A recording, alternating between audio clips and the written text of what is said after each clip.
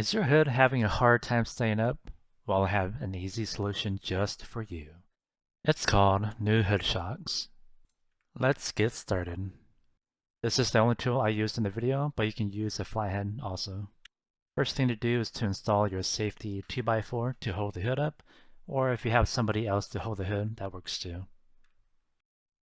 It's a pretty easy process. You just get under the tab and pull to unlock the socket before pulling the shock off. Also, when installing new ones, you may want to put some grease on the ball joint.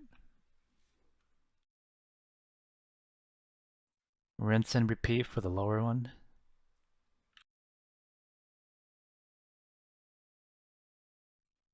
Installing the new shock is even easier. Just push the socket over the ball until it snaps in.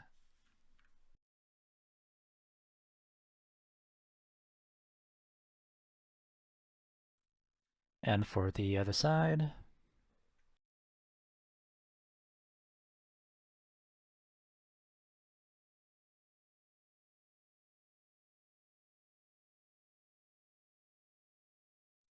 If you replace them with the new ones, they should have grease in it already.